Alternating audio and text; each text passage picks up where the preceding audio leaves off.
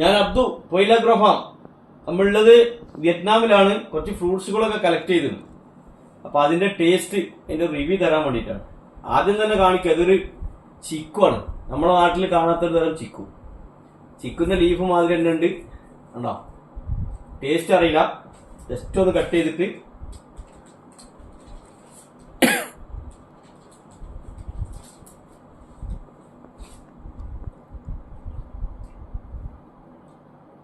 സാധാ ചിക്കുന്റെ ടേസ്റ്റ്, ഒന്നും കൂടെ മധുരം കൂടുതലുണ്ട്. ഇത്രേ ഉള്ളൂ.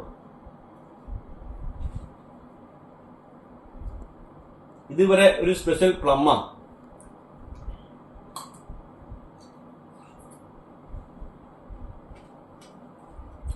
കളർ നല്ല ഭംഗിയുണ്ട്. അതിനകത്ത് പറയാൻ പറ്റിയ ടേസ്റ്റ് ഒന്നല്ല, ഒരു ആവറേജ്.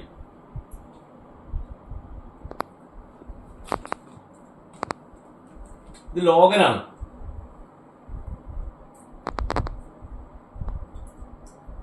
നമ്മുടെ നാട്ടിൽ കായ്ക്കുന്നുണ്ട് ലോഗൻ കേട്ടോ.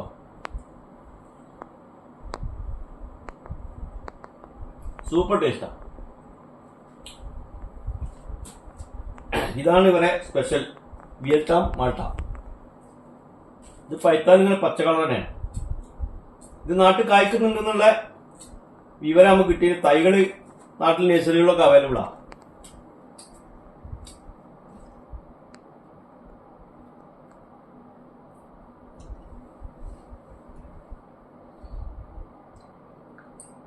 Super super taste. ഇതിവരെ സ്പെഷ്യൽ ഓറഞ്ചാണ്. തൊലിക്കട്ടി കൂടുതലാണ്.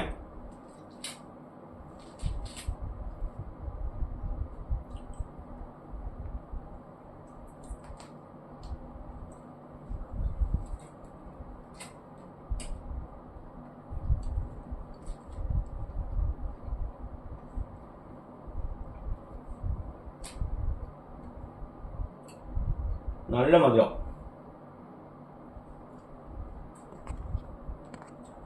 ഇതില് നീര് കൂടുതലാണ്. ജ്യൂസ് അടിക്കാനൊക്കെ പറ്റും. ഫസ്റ്റ് ഉണ്ടോ ഒഴിക്കുന്ന നീര്.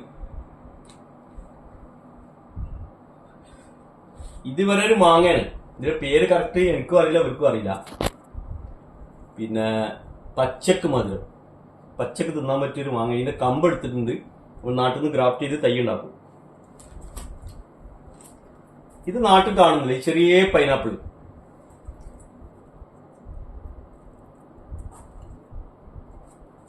ചെത്താൻ സമയമില്ല, അതുകൊണ്ടാണ് ഇങ്ങനെ എടുക്കുന്നത് കേട്ടോ.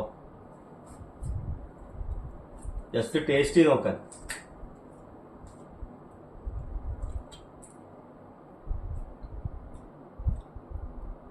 നാട്ടിലെ പൈനാപ്പിൾ മാതിരിയല്ല, നല്ല വ്യത്യാസമുണ്ട് ടേസ്റ്റ്.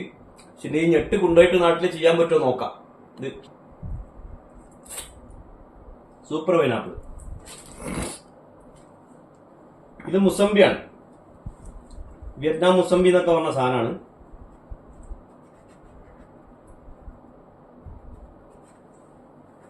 ഇത് നാട്ടിൽ കായ്ക്കുന്നുണ്ട് ഈ സാധനം. ഈ മുസംബി ഇന്ത്യൻ മുസംബി എന്നൊക്കെ പറഞ്ഞാൽ ഇത് എനിക്കറിയില്ല. കൽക്കത്തയിൽ കായ്ക്കുന്നുണ്ട്. ഒന്നൊന്നര സാധനം, നല്ല ടേസ്റ്റ്. ജ്യൂസ് അടിക്കാനൊക്കെ ഫുള്ള് അടിപൊളി സാധനം.